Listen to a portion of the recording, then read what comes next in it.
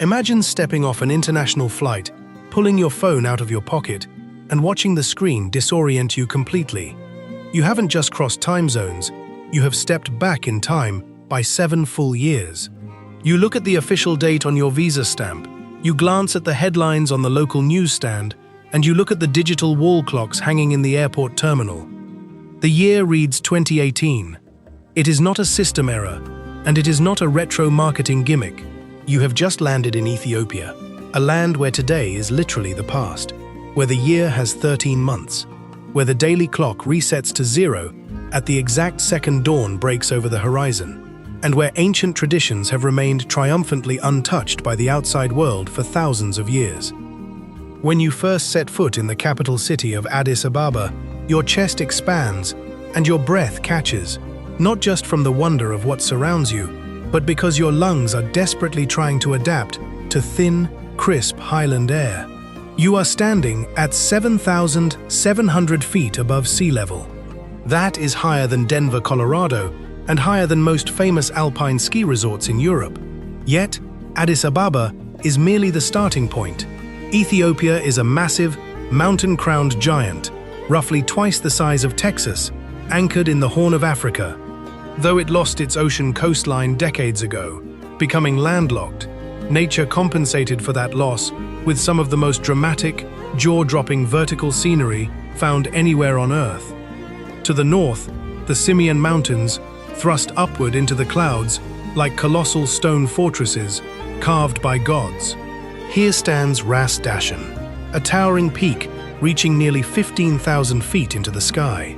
It is a realm of freezing winds, sheer basalt precipices, and sweeping high-altitude plateaus that earned Ethiopia its famous title, the Roof of Africa.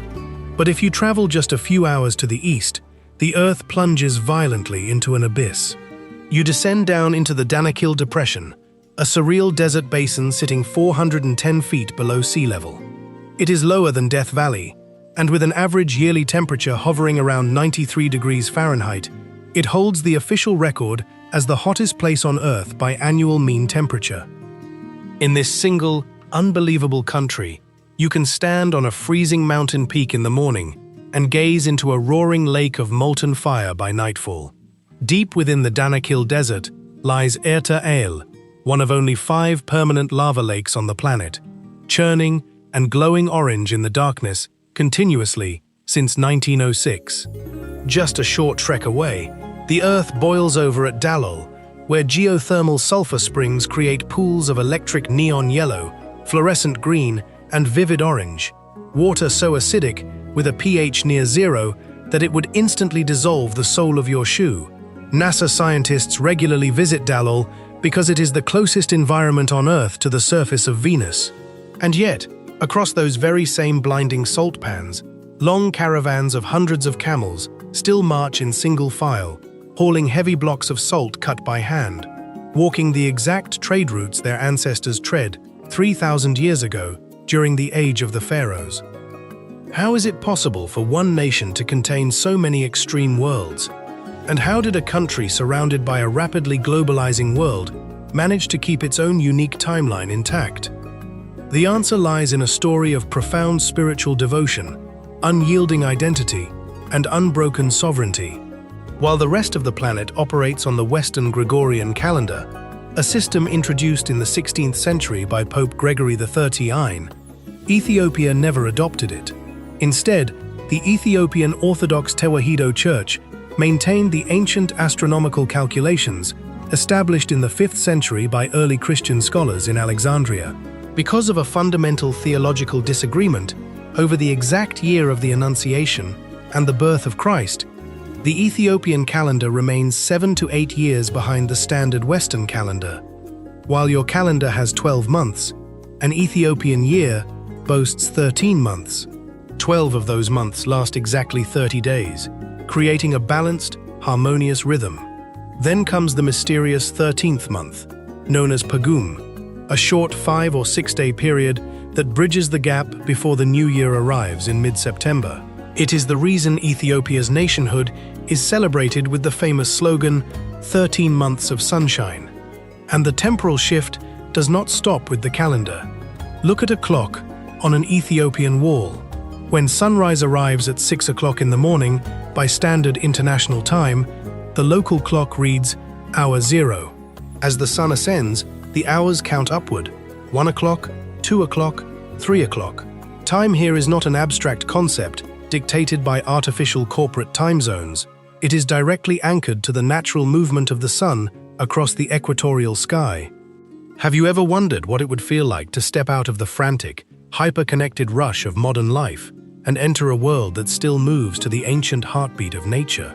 Have you ever thought about how much of our own unique human heritage we have quietly surrendered in the name of global uniformity?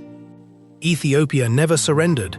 When European colonial empires carved up nearly the entire African continent in the late 19th century, imposing foreign languages, foreign borders, and foreign clocks, Ethiopia stood firm.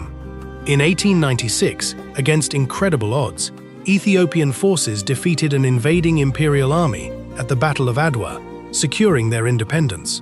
Because Ethiopia was never colonized, it preserved everything: its ancient Ge'ez script with over 200 characters, its 4th century church traditions, its vibrant culinary arts, and its sacred calendar.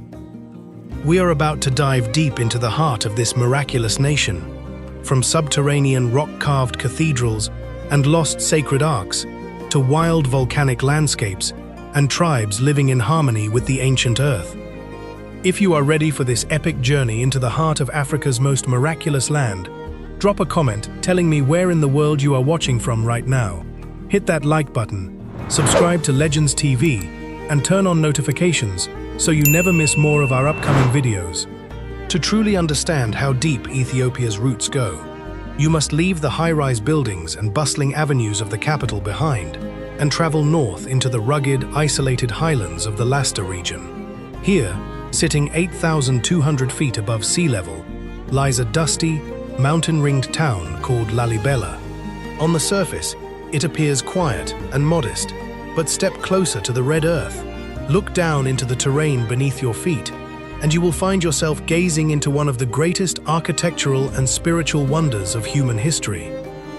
In the 12th century, when the holy city of Jerusalem fell to Muslim forces during the Crusades, King Lalibela of Ethiopia envisioned a daring alternative. He would build a new Jerusalem right here in the heart of Africa. But instead of laying foundation stones, raising walls, and stacking blocks upward toward the sky, the builders did something that defies normal human engineering. They built downward. Lalibela was created entirely through subtraction, rather than addition. Master masons dug massive rectangular trenches directly into the solid, blood-red volcanic basalt bedrock of the mountain. Isolated blocks of living stone were left standing in the center of these excavated pits. Then, working with simple hammers, chisels, and hand tools, craftsmen began carving downward from ground level. They hollowed out the interior of the rock, chiseling arched doorways, soaring vaulted ceilings, delicate columns, drainage systems, and ornate windows directly out of the mountain itself.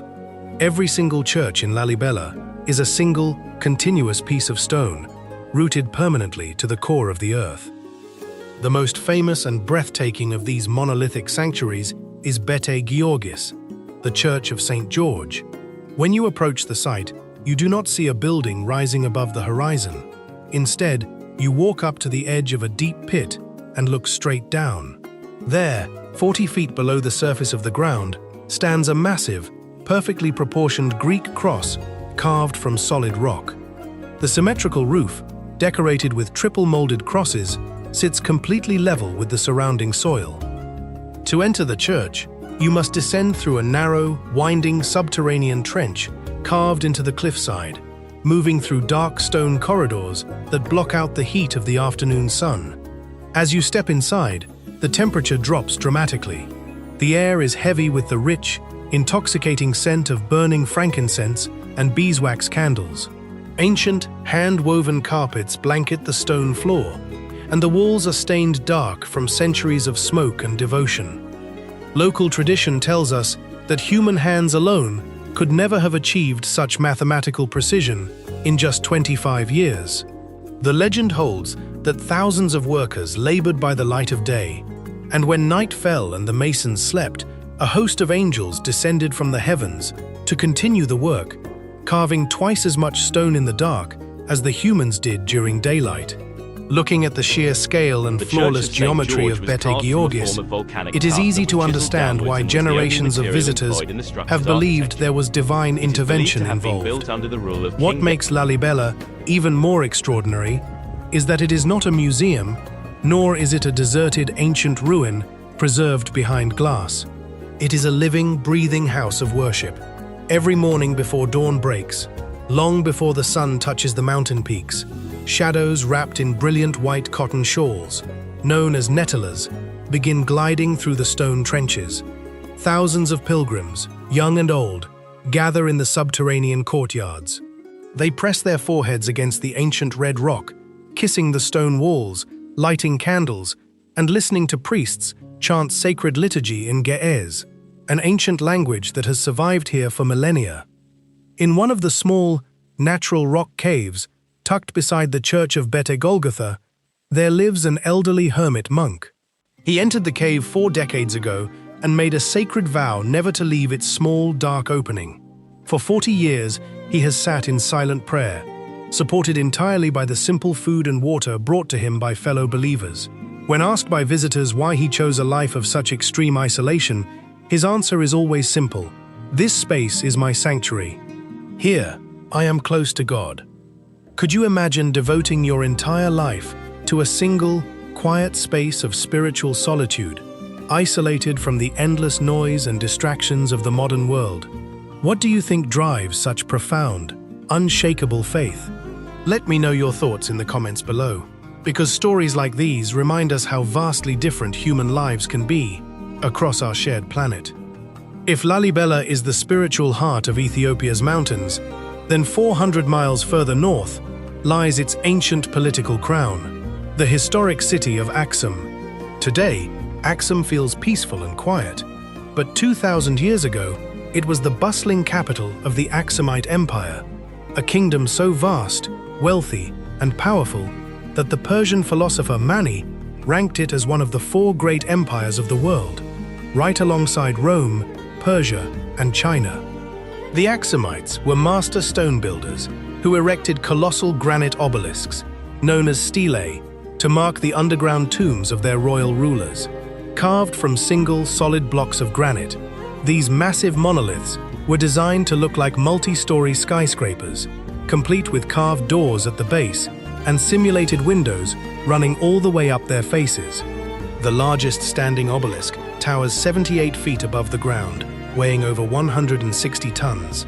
Another nearby monolith, which collapsed centuries ago, measured an astounding 108 feet tall and weighed over 500 tons, making it one of the largest single pieces of stone ever quarried and moved by human hands in the ancient world. Yet, Axum's greatest secret is not buried beneath its giant stone needles. It sits inside a small, heavily guarded chapel within the grounds of the Church of Our Lady Mary of Zion. According to Ethiopian sacred history, 3,000 years ago, the Queen of Sheba traveled from this region to Jerusalem to test the legendary wisdom of King Solomon. From their union, a son was born named Menelik I. When Menelik grew into a young man, he visited his father in Jerusalem, and upon his return to Ethiopia, he brought with him the most sacred object in biblical history, the Ark of the Covenant, the golden chest containing the stone tablets of the 10 Commandments.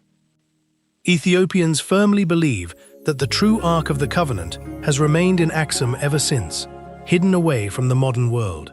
It is protected by a single individual, the guardian monk.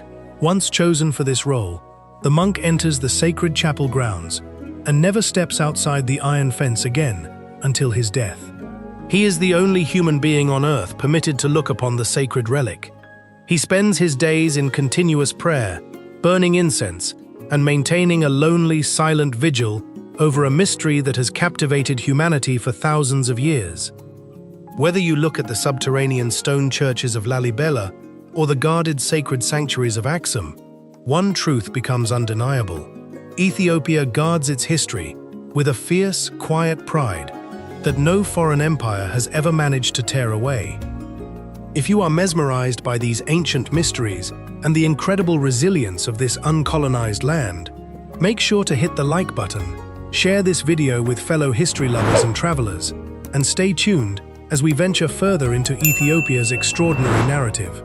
While Axum was built of ancient granite stelae and Lalibela was excavated from subterranean bedrock, Ethiopia's story takes yet another dramatic, unexpected turn when you travel west toward the shores of Lake Tana. Here, rising proudly out of the misty highlands, sits the imperial city of Gondar.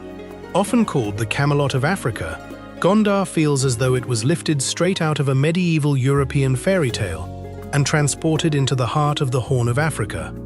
Founded in 1636 by Emperor Fasilides, Gondar served as the magnificent capital of the Ethiopian Empire for over 2 centuries. Before its establishment, Ethiopian kings lived a nomadic royal lifestyle, moving their courts across the realm in vast, mobile tent cities that comprised tens of thousands of soldiers, courtiers, and priests. But Fasilides decided to build a permanent monument to royal power. Inside a massive, high-walled stone fortress known as the Fasil Gebi, he and his successors constructed a sprawling complex of 6 grand stone castles, complete with soaring battlements, recessed arches, domed roofs, high watchtowers, banquet halls, and sunken stone swimming pools. What makes Gondar's architecture so spellbinding is its extraordinary fusion of cultural influences. The stone castles seamlessly blend traditional Ethiopian design with Portuguese, Moorish, and Indian architectural styles, a living testament to an era when global trade routes, diplomatic missions, and royal exchanges connected this highland empire to distant corners of the world. Standing in the central courtyard of Fasilides' palace, looking up at the weathered stone towers frame against the deep blue African sky, you can almost hear the phantom echo of trumpets, the rustle of royal silk garments, and the murmurs of ancient political intrigue that once echoed through these halls. Just a short distance from these royal stone palaces lies the sacred Debre Birhan Selassie Church, famous across the world for its ceiling. As you step across the worn threshold into the dim, candlelit interior, you look upward and find yourself surrounded by hundreds of painted cherubs gazing down at you. Each angel possesses wide, luminous eyes and soft-winged faces, painted centuries ago using vibrant, natural mineral pigments. It is considered one of the most iconic artistic treasures in African history, a space where divine art and human devotion meet in perfect, quiet harmony. If you could travel back in time, would you choose to explore the grand stone halls of a royal African castle? Or would you prefer to sit quietly beneath the painted angels of an ancient highland sanctuary? Tell me which of these 2 incredible historical sites speaks to your soul in the comments below. Leaving the royal stones of Gondar behind, your journey leads you directly to the peaceful, shimmering waters of Lake Tana. Sprawling over 800 square miles, Lake Tana is Ethiopia's largest body of water, sitting at an elevation of nearly 6,000 feet. Tucked away on its isolated islands and forested peninsulas are dozens of secluded monasteries dating back to the 14th century, where ancient manuscripts, golden crosses, and royal crowns have been safely preserved for generations. But Lake Tana holds an even greater geographical secret. It is the primary birthplace and source of the Blue Nile River. From the lake's southern exit, the Blue Nile begins a long, dramatic journey toward the Mediterranean Sea. Just 20 miles downstream, the river encounters a massive geological fault line and plunges violently over a towering vertical cliff at a place known as Tiz Bay, a name in the local Amharic language that translates to smoking water. During the peak of the monsoon season, the Blue Nile falls explode into a thunderous cascade measuring over 1,300 feet wide and dropping nearly 140 feet into a jagged gorge below. The sheer velocity of the falling water creates a permanent cloud of mist that floats hundreds of feet into the air, creating shimmering double rainbows that dance in the sunlight. Here is a fact that leaves most travelers completely astonished. Over 85% of all the water that flows through Egypt and feeds the fertile Nile Delta comes directly from the rainfall, mountain streams, and rivers of Ethiopia. The very lifeblood that sustained ancient Egypt fed the builders of the Great Pyramids, and water's modern Cairo, begins its journey right here in these highland waters. Now, pause for a moment and consider the sheer contrast of this nation. Within a single day's travel, you can move from quiet, isolated island monasteries where time stands completely still, to the roaring, energy-filled urban center of modern Ethiopia, Addis Ababa. Addis Ababa, whose name means new flower, is a sprawling, fast-paced metropolis of over 5 million people that serves as the diplomatic capital of the entire African continent. It is home to the headquarters of the African Union and the United Nations Economic Commission for Africa. In the sleek, modern district of Bole, rooftop bars blast smooth Ethio-jazz saxophones, high-end cafes serve artisanal espresso, and stylish young Ethiopians move seamlessly between global trends and deep-rooted cultural identity. Yet, step just a few miles away into the Mercato district and you enter the largest open-air market on the entire African continent. Sprawling across dozens of city blocks, the Mercato is an exhilarating sensory overload. Over 13,000 stalls overflow with mounds of aromatic spices, woven baskets, hand-carved wooden cross charms, recycled metal cookware, rich leather goods, and raw coffee beans.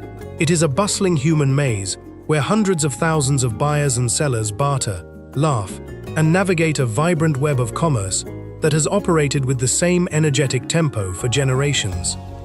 Yet, despite the modern growth of Addis Ababa, nearly 80% of Ethiopia's population still lives in peaceful rural villages scattered across the country's high plateaus and southern valleys. In the high mountains of Chencha, the Dorze people have mastered a form of sustainable architecture found nowhere else on Earth. They build soaring, organic homes known as tukuls that stand over 25 feet tall, constructed entirely from woven bamboo and dried enset leaves without using a single nail or iron wire. These extraordinary structures are shaped like giant beehives or the curved head of an elephant. Because termites continuously eat away at the bamboo base over the decades, a Dorze home gradually shrinks in height year after year. What starts as a tall, spacious main living room eventually becomes a cozy bedroom, and finally, after 40 or 50 years, a storage shed, before returning entirely back to the soil from which it came. It is a living, breathing house that ages alongside the family that lives within it. Think about the way we construct our modern cities with steel, concrete, and glass, compared to a home built entirely from nature that gently returns to the earth after a lifetime of family memories. Does seeing a lifestyle so deeply connected to the natural world make you reflect on how we live our own lives today? If this breathtaking mix of royal history, natural power, and incredible traditional wisdom is captivating your heart, make sure to like this video, share it with a friend who loves travel, and leave your thoughts in the comments. We are about to venture into the sacred culinary traditions and ancient coffee forests that gave the world its favorite morning ritual. If there is one universal daily ritual that connects billions of human beings across every continent on Earth, it is the simple act of drinking a morning cup of coffee. But if you trace that steam rising from your mug back through time, across oceans and centuries, every single coffee bean in existence leads back to one exact spot on the map, the wild, lush highland forests of southwestern Ethiopia. Picture the 9th century in a misty, emerald region called Kaffa, the ancient place from which the word coffee itself was born. A young herder named Kaldi was watching his goats graze along the forest floor when he noticed something extraordinary. After eating small, bright red berries from a wild shrub, his goats began leaping around with boundless energy, virtually dancing on their hind legs under the canopy of trees. Intrigued and curious, Kaldi picked a few of the berries and ate them himself. Within moments, a rush of alertness washed over him, and he found himself dancing right alongside his herd. Overjoyed by his discovery, Kaldi gathered a handful of the miraculous berries and ran to a nearby monastery to share them with the holy men. But the head monk was horrified, declaring the energizing berries to be the dangerous work of the devil, and threw them directly into a burning brazier. As the flames consumed the seeds, a rich, mesmerizing aroma began to fill the stone monastery. Spellbound by the incredible scent, the monks quickly raked the glowing roasted beans from the embers, crushed them into fine powder, and poured boiling water over them. In that quiet, accidental moment, the world's very first cup of coffee was brewed. In Ethiopia, drinking coffee is not a rushed, mechanical habit to survive the workday. It is a sacred, slow-paced art form known as the coffee ceremony, led traditionally by the woman of the household. First, fresh green coffee beans are washed by hand and slowly roasted over glowing charcoal in a flat iron pan. As the dark beans turn glossy and release their aromatic smoke, the host carries the pan around the room so every guest can waft the rich fragrance toward their face. Freshly cut grass is spread across the floor to symbolize nature's abundance, and sweet frankincense burns gently in the corner. The roasted beans are ground using a wooden mortar and pestle, then boiled inside an iconic black clay pot called a jebena. The dark liquid is poured from high above into small, handleless porcelain cups arranged on a wooden tray. The ceremony unfolds over 3 distinct rounds: Abel, the first and strongest cup; Tona, the second, smoother brew; and Baraka, the final cup, which carries a solemn spiritual blessing. To accept an invitation to a coffee ceremony is to be welcomed as family, to rush through it, or leave before the third round is considered a profound breach of trust. Are you a daily coffee drinker? How does your quick morning coffee run compare to a slow, mindful ceremony where every single cup is treated as a shared blessing of peace and friendship? Tell me about your own daily coffee routine in the comments below. Just as coffee brings people together, Ethiopia's culinary heritage is built entirely around the spirit of community and shared dining. At the heart of every meal sits Injera, a massive, spongy sourdough flatbread made from teff, an ancient, microscopic supergrain that grows almost exclusively in the Ethiopian highlands. Teff is rich in iron, protein, and complex carbohydrates, and is naturally completely gluten-free. Preparing injera is a masterclass in culinary patience. The teff flour is mixed with water and left to ferment naturally for 3 to 4 days, developing a delicate, tangy sourness. The liquid batter is poured in smooth circular ribbons onto a hot ceramic griddle called a mitad, producing a thin, pale flatbread covered in thousands of tiny air bubbles, known affectionately as eyes. Injera serves a triple purpose. It is your plate, your utensil, and your food. The giant flatbread is spread wide over a round, woven basket table called a mizob. Generous ladles of colorful stews, known as wats, are placed directly onto the center of the injera. There are spicy lentils, slow-simmered vegetables, savory minced meats, and the ultimate king of dishes, doro wat, a rich, deep red chicken stew infused with aromatic berbere spices, clarified spiced butter, and hard-boiled eggs. Dinners do not use forks, knives, or individual plates. Everyone sits closely around the shared platter, tearing off a piece of injera with their right hand, using it to scoop up a mouthful of stew. And then comes the ultimate gesture of Ethiopian hospitality, gurasha. During the meal, a host, elder, or loved one will pick up a prime bite of food wrapped in injera and gently place it directly into your mouth with their own hand. It is an intimate act of affection, honor, and connection that shatters the formal boundaries of modern dining. Could you imagine sharing a single large platter with friends, where your host feeds you the very first bite by hand? Does your own culture have a tradition centered around shared eating and hospitality? Drop your thoughts and stories in the comments below.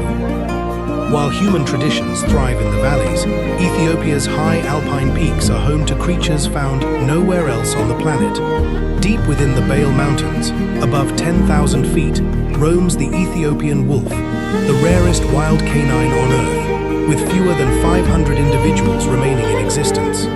With its sleek, rusty red coat, white chest, and elegant stature, it hunts endemic mole rats across frost-covered grasslands in the thin mountain air. High on the sheer cliffs of the Simien Mountains, you will encounter the gelada baboons, the world's only remaining grass-eating primates. Known as the bleeding heart monkeys because of the bright crimson, hourglass-shaped patch of bare skin on their chests. Male galadas sport magnificent, golden lion-like manes that flow in the mountain wind. They gather in massive social herds of up to 800 individuals, communicating through a complex vocabulary of over 30 distinct vocal cords as they graze peacefully along dizzying mountain precipices. This high-altitude, oxygen-thin environment has not only shaped rare wildlife, it created the greatest long-distance runners in human history. In 1960, at the Rome Olympic Games, an unknown Ethiopian palace guard named Ababi Bikila entered the marathon. Discovering that his issued running shoes did not fit comfortably, Bikila made a staggering decision. He would run the entire 26.2-mile Olympic marathon, completely barefoot, across the hard cobblestones of Rome.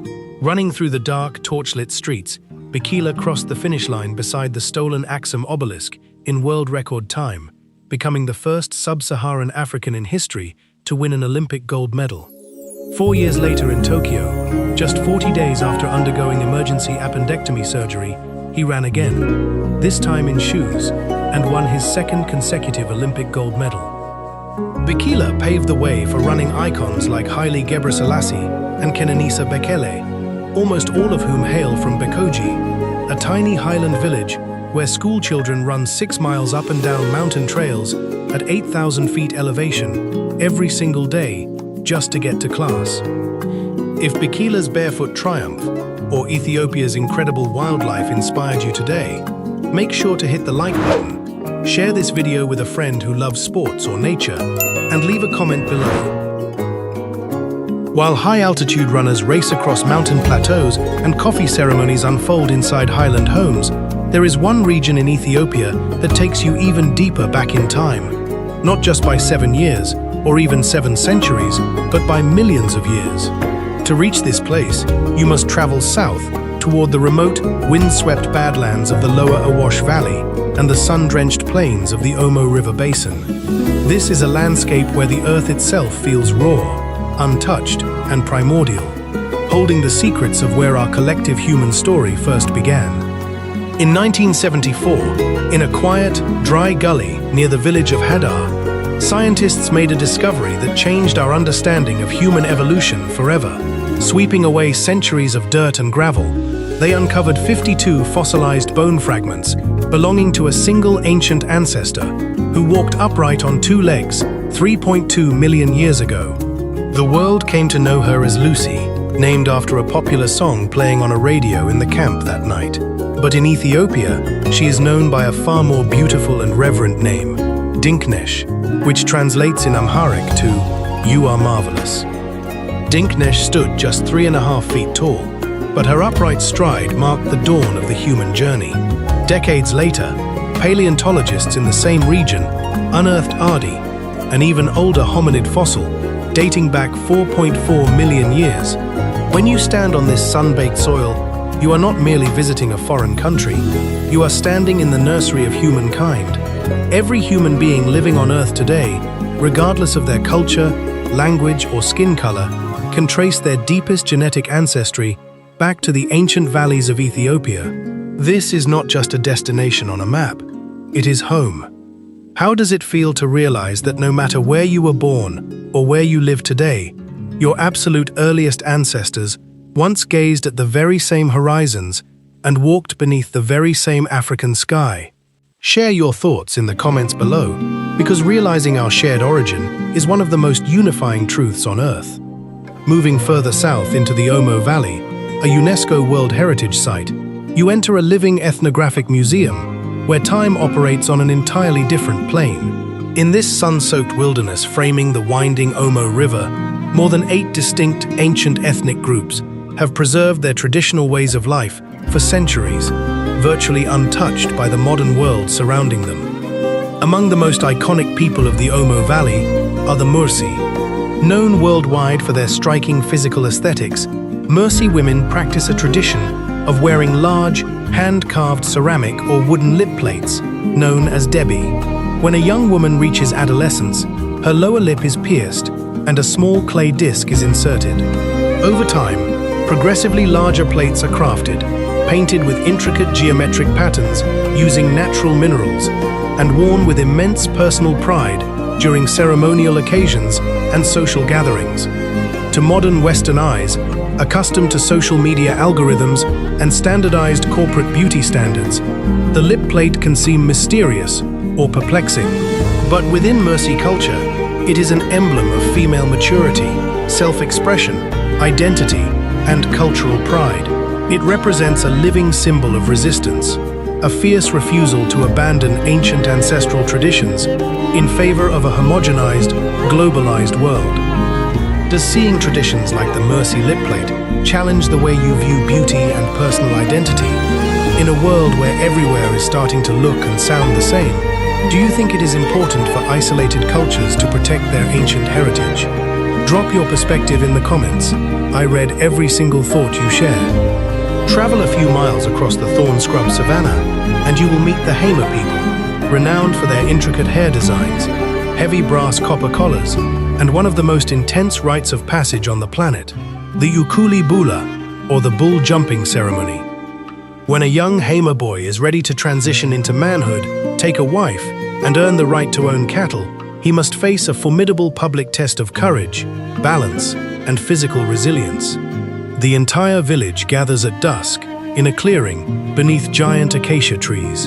The women sing, dance, and blow brass horns, their hair braided into gleaming auburn ringlets, using a mixture of red ochre earth and butter. 4 to 7 massive, unpredictable bulls are lined up side by side in a tight, sweating row, held firmly by their horns and tails by village elders.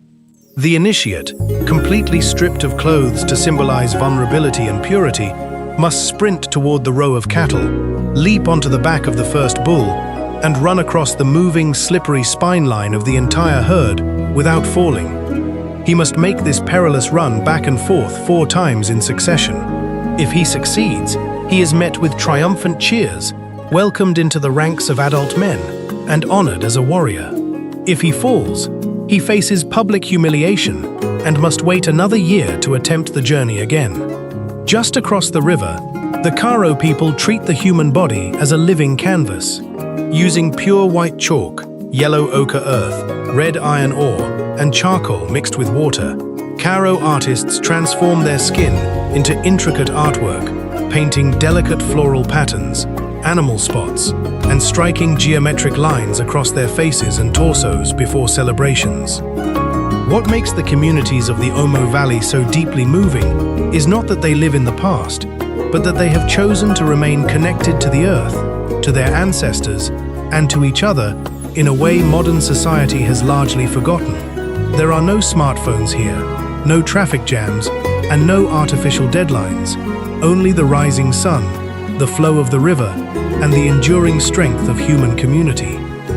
If this extraordinary dive into human origins and living cultural heritage moved your spirit, please take a moment to hit the like button, subscribe to Legends TV, turn on notifications, and share this video with someone who appreciates the incredible diversity of human life. Now, as our grand journey across this extraordinary highland realm nears its end, you might be asking yourself a fundamental question. How do I step into this world myself? How do you prepare to step back 7 years in time, breathe thin alpine air, taste 3,000-year-old coffee traditions, and look into the eyes of a history that has never been broken? If Ethiopia has officially earned a place on your bucket list, planning your journey is far easier than you might imagine. Yet it requires a reverence for a rhythm entirely different from the rest of the world. The absolute best time to explore the roof of Africa is during the dry season, which stretches from October through March. During these months, the heavy monsoon rains have receded, leaving the high mountain plateaus blanketed in emerald green grass and brilliant yellow mescal daisies. The days are comfortably warm, the skies are crystal clear blue, and the highland nights carry a cool, crisp chill that makes gathering around a warm fire or a steaming pot of coffee feel like pure magic. If you want to experience Ethiopia at its absolute peak of spiritual and sensory beauty, you should align your travel dates with 2 of the most spectacular religious festivals on the planet. On September 27th, millions of believers gather for Meskel, the commemoration of the discovery of the true cross. In town squares across the nation, most famously in Meskel Square, in the heart of Addis Ababa, a colossal, conical bonfire decorated with yellow daisies, known as a demira, is erected. As dusk falls, thousands of priests in colorful embroidered robes and white-clad pilgrims, carrying flickering candles, march around the pyramid before it is set ablaze. The direction in which the giant central wooden pillar falls as it burns is read by elders as a divine prophecy for the coming year's prosperity. Then, on January 19th, the country celebrates Timkat, the Ethiopian Orthodox Epiphany, commemorating the baptism of Jesus in the Jordan River. For 3 days, sacred replicas of the Ark of the Covenant, known as tablets, are wrapped in rich velvet cloths and carried atop the heads of priests in solemn processions to nearby rivers and pools. The streets explode with vibrant sacred music, brass horns, dancing, and floating incense. At dawn on the main day, the waters are blessed, and hundreds of worshippers plunge into the pools in a joyful reenactment of baptism and spiritual renewal. Have you ever witnessed a cultural or religious festival in your life that brought an entire country together in pure, unadulterated unity? What is the most memorable festival you have ever experienced in your travels? Share your stories in the comments below. I would love to read them. When it comes to the logistics of travel, entering Ethiopia is seamless for international visitors. You can apply for a 30-day electronic tourist visa online prior to your arrival for roughly $52, which allows you to clear border control quickly at Bole International Airport. The local currency is the Ethiopian birr. While credit cards are accepted in major international hotels in Addis Ababa, Ethiopia remains a predominantly cash-based society once you venture into the historic towns and rural villages. Carrying crisp US dollars to exchange at local banks will ensure your journey runs smoothly. Yet, the most valuable currency you can bring to Ethiopia costs nothing at all: genuine respect and warmth.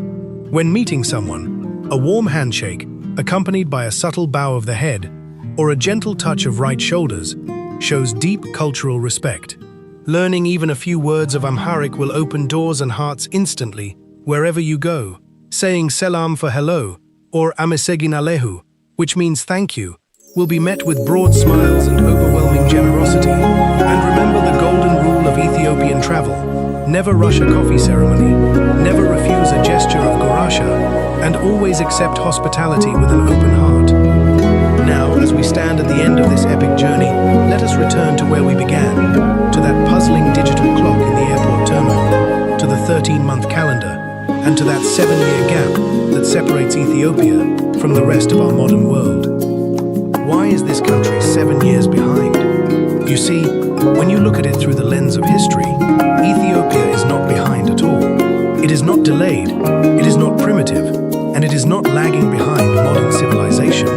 Rather, Ethiopia is a nation that refused to be erased.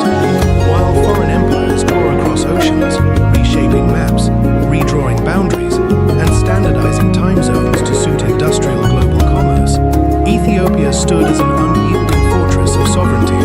It protected its ancient script, maintained its sacred calendar, preserved its spiritual sanctuaries, and kept its indigenous soul completely intact. The 7-year difference is not a delay, it is a badge of honor. It is a living reminder that there is more than one way for a society to exist on this planet. Ethiopia proves that a country can move forward into the future without sacrificing the sacred roots of its past. When you leave Ethiopia, you do not just take home souvenirs or photographs of jagged mountain peaks and subterranean rock churches. You take home a transformed understanding of human resilience, hospitality, and connection. You leave with the humbling realization that in a world that often feels hyper-fractured and rushed, there is a place where human warmth still reigns supreme, where time moves to the quiet rhythm of the sun, and where every guest is welcomed as a gift from God. Ethiopia is not just a destination you visit with your eyes, it is an experience that stays in your heart forever. If Ethiopia has touched your soul today, if you fell in love with its ancient churches, its volcanic landscapes, its running legends, and its resilient